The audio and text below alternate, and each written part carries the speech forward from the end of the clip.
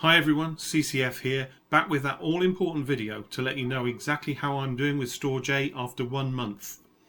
Now, as you know, I decided to go away from the norm and not use local hard drives in my node setup, and instead I went for the NAS route and had a 4x8 terabyte disk array setup, around 20 terabytes available to the STORJ network.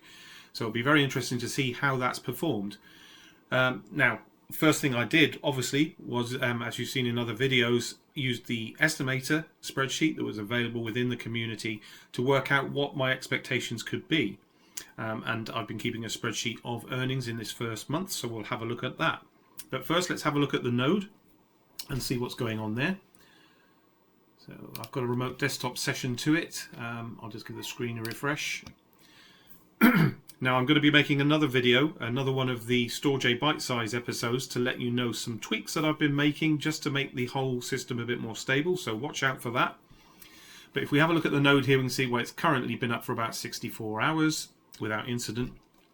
I have actually got a monitor, an external monitor, monitoring this on my mobile phone as well, so it will tell me, it will send me an email if the node goes down and is not accessible. I've had a few instances of that, but nothing major to worry about.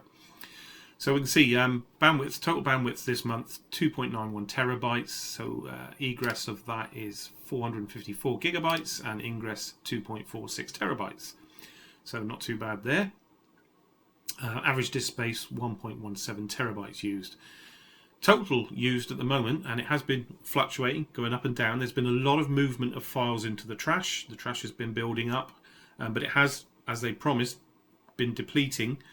And I've had quite a large increase. It's gone up to 1.9 terabytes of usage on that available 19 terabytes. Trash is currently at 207 gigabytes. Got a little bit more stability with the various satellites. I did have some problems with the EU satellite, and some of the alterations I've made that I'll tell you about in the STORJ bite-size episode have seemed to have addressed that a little bit, so watch out for that definitely. But you can see we're around the 98% mark, apart from the EU one, which is a little bit lower. I don't seem to be making a lot of money, STORJ, from the EU satellite. It seems very quiet during sort of European day hours. I tend to make more during the evening, which I can only assume is one of the US satellites maybe.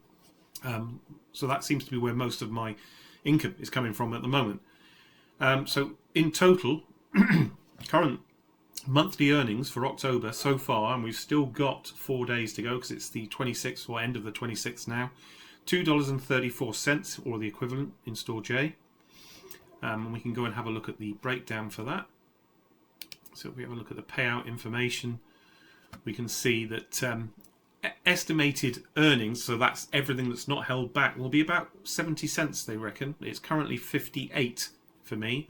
They're holding back a total of $1.75, so that's 75% or thereabouts, which is expected.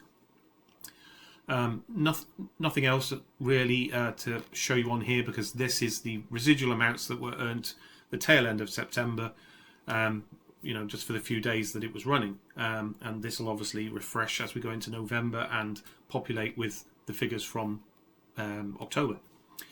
So let's go and have a look at the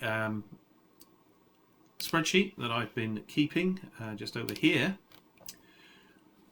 So you might remember from the previous episode, I did the estimations and transported them over into this spreadsheet here so that you can see what the expectation for month 1 was.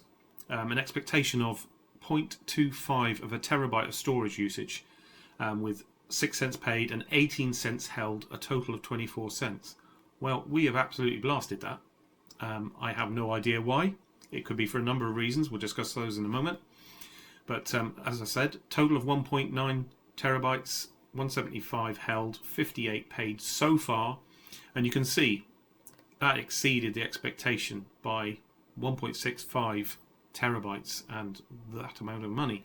But not only that, it's smashed month 2 already and month 3. And we're pretty close to catching up with month 4.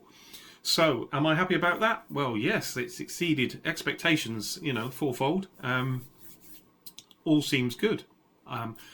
As to why it's done so well so far and exceeded the expectations of that calculation spreadsheet, well, it could be for a number of reasons. It could be the estimation spreadsheet is slightly out of date. The algorithms behind it maybe not current and are not given a true reflection.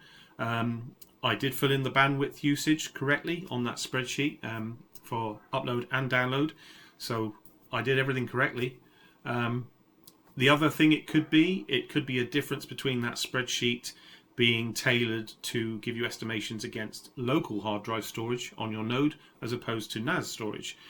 Because in my Netgear ReadyNAS 2100 unit, those 4x8 terabyte drives are configured to be performant. The disk array on them is steered towards the performance side rather than resilience. So that might have something to do with it.